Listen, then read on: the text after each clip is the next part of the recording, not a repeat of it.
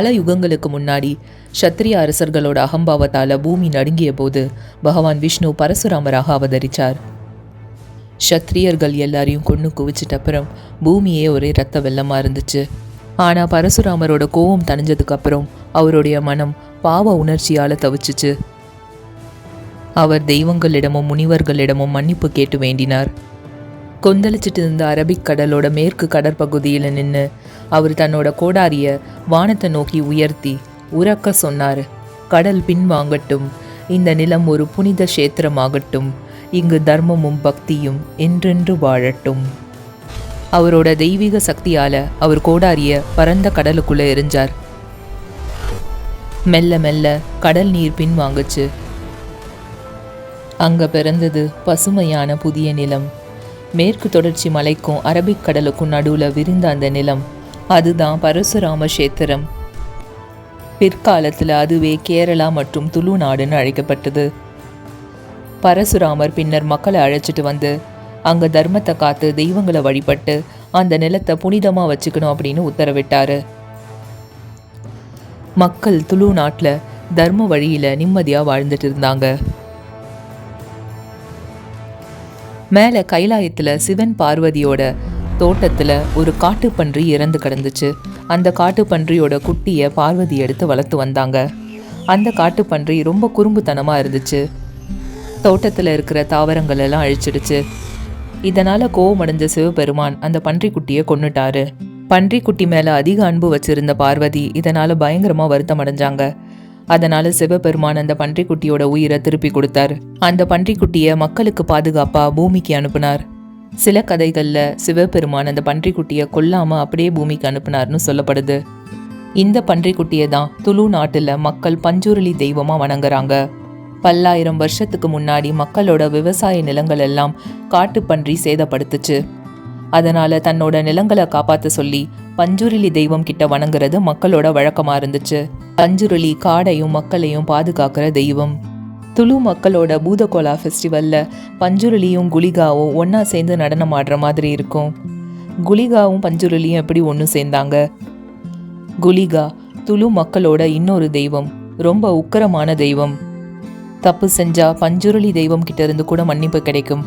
ஆனா குலிகா தெய்வம் கிட்ட இருந்து மன்னிப்பு கிடைக்கவே கிடைக்காது. குலிகா உருவான கதையை சொல்றேன். கைலாயத்துல பார்வதி சிவபெருமானுக்கு சாம்பல் எடுத்துட்டு போனப்போ அந்த சாம்பல்ல ஒரு சின்ன கல் இருந்துச்சு. அந்த கல்லை எடுத்து தண்ணியில சிவபெருமான் போட்ட அப்புறம் அதுல இருந்து குலிகா பிறந்தாரு. குலிகா ரொம்ப உக்கிரமானவர், ரொம்ப கட்டுக்கடங்காதவர். அவரை யாராலையுமே கண்ட்ரோல் பண்ண முடியல. அவரை கண்ட்ரோல் பண்ணி அவர் பிறந்ததுக்கான பர்பஸை ஃபுல்ஃபில் பண்ணுறதுக்காக பகவான் விஷ்ணு கிட்ட அவரை அனுப்பி வச்சாங்க. பகவான் விஷ்ணு குலிகா ஒரு பாம்போட வயிற்றுல பிறக்கணும்னு சபிச்சாரு. 9 மாசத்துல குலிகா பாம்போட வயிற்றை கிழிச்சிட்டு வெளியில வந்தாரு. வெளியில வந்தப்போ குலிகாக்கு பயங்கர பசி. விஷ்ணுவோட ஏரியில இருந்த தண்ணி எல்லாம் குடிச்சாரு, மீன்கள் எல்லாம் சாப்பிட்டாரு, யானைகள் குதிரைகள் ரத்தத்தை எல்லாம் குடிச்சாரு. ஆனாலும் அவரோட பசி தீரவே இல்லை. கடைசியா விஷ்ணு தன்னோட சுண்டி விரலை அவருக்கு சாப்பிட கொடுத்துட்ட அப்புறம்தான் அவரோட பசி தீந்துச்சு. அதுக்கப்புறம் அவரை பூமிக்கு அனுப்புனாங்க. இது ஒரு வெர்ஷன் கதை. இன்னொரு வெர்ஷன் கதையில குலிகா சிவபெருமான் போட்ட கல்லுல இருந்து பிறந்துட்ட அப்புறம் அவரை பூமிக்கு அனுப்பி வச்சுட்டாங்க. பூமியில அப்பதான் பரசுராமர் துளு நாடை உருவாக்கி இருந்தார். குலிகாவோட ஆக்ரோஷத்தை பார்த்த பரசுராமர் அவரை சாந்தப்படுத்தி மக்களோட பாதுகாவலராக அங்கே இருக்கணும் அப்படின்னு சொல்லி ஆசிர்வதிச்சார். அன்னையிலிருந்து குலிகா துளு நாடோட காவல் தெய்வமா இருந்தார். துளு நாட்டில் மக்கள் குலிகாவை வழிபட்டாங்க. குலிகா தீய சக்திக்கு எதிராக நின்று மக்களை பாதுகாத்தார். தர்ம வழியில நடக்காதவங்களை தண்டிச்சு தர்மத்தை நிலைநாட்டினாரு. குலிகாவை பூமிக்கு அனுப்பினதுக்கு அப்புறம் பூமியில இருக்கிற 7 ஜல துர்க்கைகள் குலிகாவை அவங்க கோவிலுக்கு காவல் தெய்வமா நியமிச்சாங்க. குலிகாக்கு க்ஷேத்திரபாலா அப்படின்னு இன்னொரு பேரும் உண்டு. ஒரு நாள் பஞ்சுருளிக்கும் குலிகாக்கும் நடுவில் சண்டை நடந்தது. அது பெரிய போராவும் மாறுச்சு.